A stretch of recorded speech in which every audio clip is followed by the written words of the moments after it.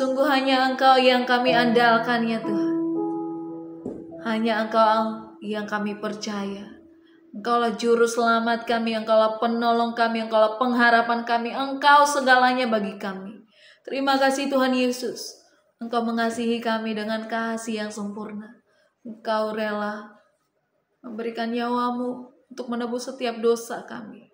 Terima kasih Tuhan Yesus. Terima kasih, kami bersyukur. Saat ini kami mau belajar dari firman-Mu Tuhan.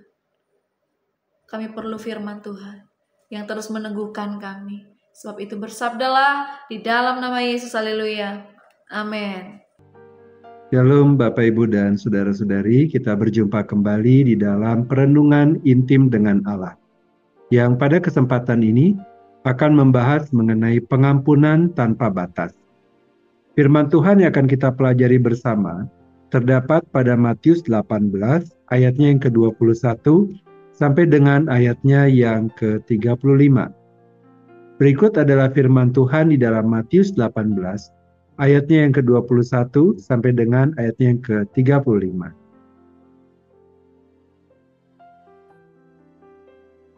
Perumpamaan tentang pengampunan.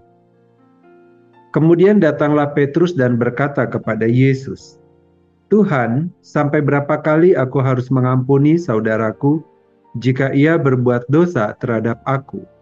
Sampai 7 kali?" Yesus berkata kepadanya, "Bukan, aku berkata kepadamu, bukan sampai 7 kali, melainkan sampai 70 kali 7 kali. Sebab hal kerajaan surga seumpama seorang raja yang hendak mengadakan perhitungan dengan hamba-hambanya. Setelah ia mulai mengadakan perhitungan itu, dihadapkanlah kepadanya seorang yang berhutang 10.000 talenta. Tetapi karena orang itu tidak mampu melunaskan hutangnya, raja itu memerintahkan supaya ia dijual beserta anak istrinya dan segala miliknya untuk membayar hutangnya.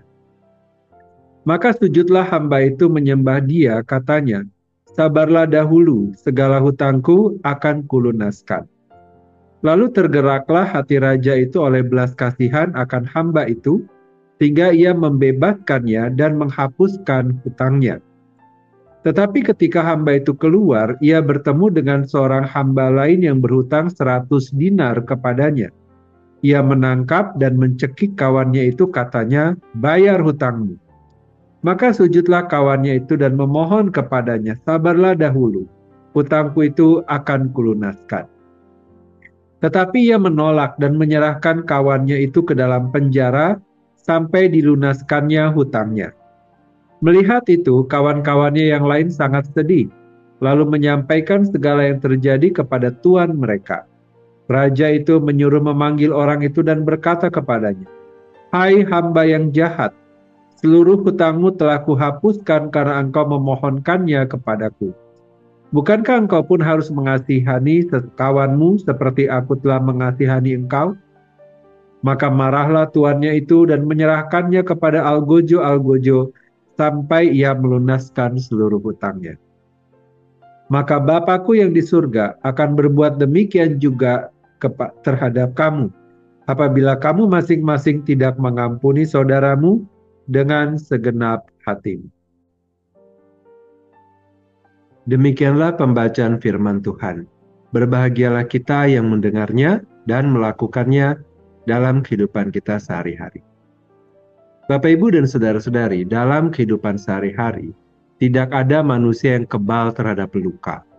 Kata-kata yang menyakitkan dari orang terdekat, pengkhianatan yang dilakukan oleh seseorang yang pernah menjadi teman, atau pengabaian dalam relasi, semua adalah bentuk-bentuk dosa yang meninggalkan bekas luka kepada batin kita. Oleh karena itu ketika Petrus datang kepada Yesus dan bertanya, "Tuhan, sampai berapa kali aku harus mengampuni saudaraku jika ia berbuat dosa terhadap aku? Sampai 7 kali?" Ia sedang mewakili pertanyaan kita juga. Sampai kapan aku harus bersabar? Sampai kapan aku harus menahan diri? Yesus menjawab dengan jawaban yang mungkin sekali tidak diduga oleh Petrus dan juga oleh kita yang mungkin baru pertama kali membaca ayat ini. "Bukan, aku berkata kepadamu, bukan sampai 7 kali, melainkan sampai 70 kali 7 kali." Disinilah dimulai pengajaran Kristus mengenai pengampunan, bukan sebagai tindakan moral sesaat, tetapi sebagai perwujud nyataan dari Injil itu sendiri.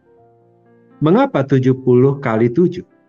Perikop ini muncul dalam konteks pengajaran Yesus tentang kehidupan komunitas orang percaya. Sebelumnya dalam Matius 18 ayat 15 sampai dengan 20, Yesus membahas proses pendisiplinan dalam komunitas iman. Bagaimana seseorang yang berdosa ditegur, dikoreksi, dan jika perlu dikeluarkan dari komunitas. Namun di balik semua itu terdapat semangat pemulihan, bukan penghukuman. Ketika Petrus menyebutkan angka 7, ia mungkin mengira telah menunjukkan kemurahan yang luar biasa, karena dalam tradisi Yahudi, 3 kali sudah dianggap cukup. Tetapi Yesus melampaui batas numerik tersebut, 70 kali 7.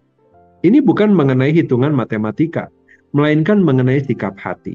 Ini menandakan bahwa pengampunan tidak memiliki batas numerik. Untuk menjelaskan jawabannya, Yesus menceritakan sebuah perumpamaan.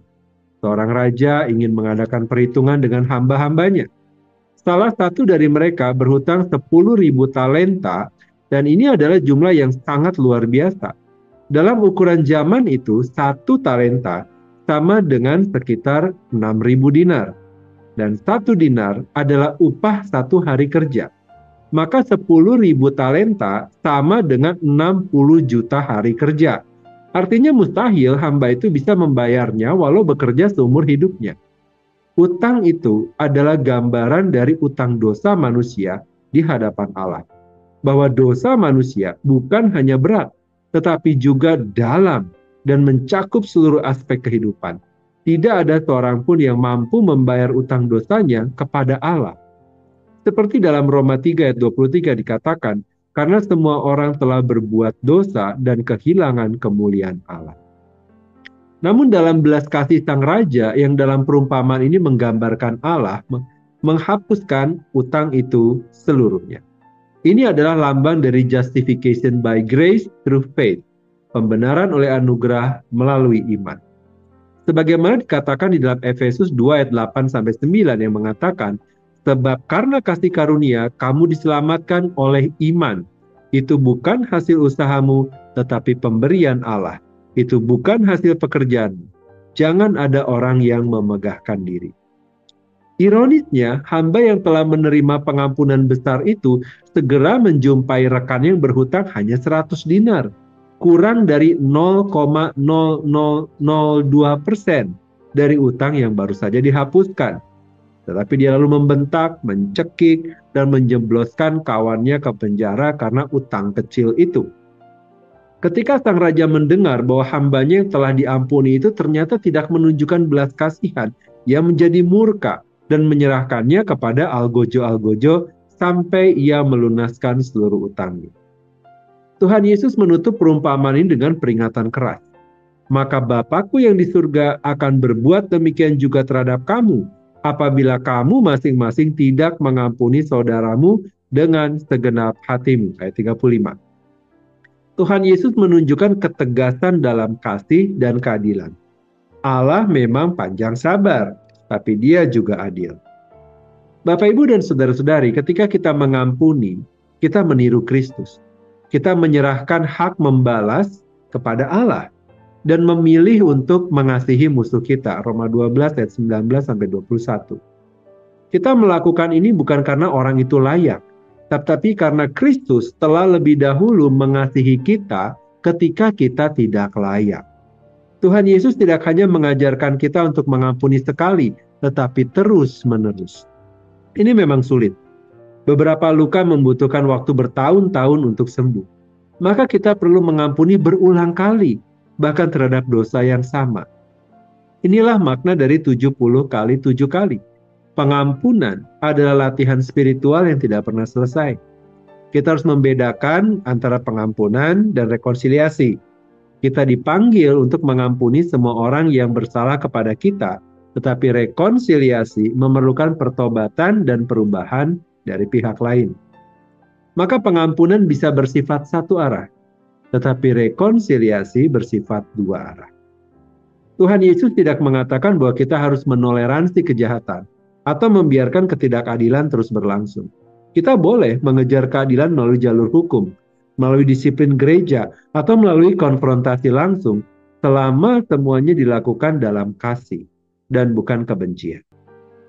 Bapak, Ibu, dan saudara-saudari, kita semua adalah hamba yang berhutang 10.000 talenta. Kita telah diampuni dengan harga darah Kristus. Maka adalah tidak layak bagi kita untuk menahan pengampunan terhadap sesama kita, apapun luka yang telah mereka perbuat. Kita tidak bisa mengampuni dari kekuatan sendiri. Kita perlu Roh Kudus untuk melembutkan hati kita, mengangkat kepahitan, dan memberi kita kuasa untuk mengatakan, "Aku mengampuni engkau, sebagaimana Kristus telah mengampuni aku." Bapak, Ibu, dan saudara-saudari, pengampunan bukanlah akhir dari luka, tetapi awal dari pemulihan. Bukan pengabaian keadilan, tetapi penyerahan keadilan kepada Allah. Bukan bentuk kelemahan, melainkan kekuatan yang lahir dari salib. Inilah hidup Kristen yang sejati, pengampunan tanpa batas. Karena kita telah diampuni oleh kasih yang tidak terbatas. Mari kita berdoa. Bapa yang baik, kami berterima kasih dan bersyukur kepada Tuhan untuk anugerah yang diberikan kepada kami, sekalipun kami sebenarnya tidak layak mendapatkannya daripadamu. Kami yang berdosa dan selayaknya mendapatkan murka Allah, tetapi oleh karena anugerah dan rahmat-Mu yang besar, yang diberikan kepada kami melalui karya penebusan oleh Tuhan Yesus Kristus, membuat kami tidak binasa, melainkan memperoleh hidup yang kekal. Sungguh besar pengampunan Tuhan bagi setiap orang yang berseru kepadamu dan memohonkan ampun dan bertobat di dalam nama Tuhan Yesus Kristus. Kami juga berdoa, ya Tuhan, berikanlah kepada kami kemampuan untuk kami juga dapat mengampuni orang yang bersalah kepada kami, sebagaimana Engkau telah mengampuni kami terlebih dahulu. Biarlah kebaikan yang kami terima dari Tuhan dapat kami salurkan juga kepada orang lain, sekalipun mungkin menurut kami mereka tidak layak mendapatkannya, sebagaimana kami juga sebenarnya tidak layak mendapatkan kemurahan dari Tuhan. Kiranya hidup yang kami jalani di dalam kesementaraan ini adalah sebuah kehidupan di mana kami dapat berdamai dengan Tuhan dan dengan sesama. Dan kiranya melalui kehidupan kami, nama Tuhan dipermuliakan. Terima kasih Bapa, kini kami kembali memohonkan kepada Tuhan. Kiranya Engkau memberkati kami dengan segala kebaikan dari Allah Bapa, cinta kasih dari Tuhan Yesus Kristus, serta persekutuan dengan Allah Roh Kudus yang menyertai kami, sampai kedatangan Tuhan yang kedua kali. Di dalam nama Tuhan Yesus kami berdoa. Amin. Demikianlah pembacaan firman Tuhan dan perenungan intim dengan Allah pada kesempatan ini. Sampai bertemu kembali di dalam perenungan intim dengan Allah berikutnya. Tuhan Yesus memberkati.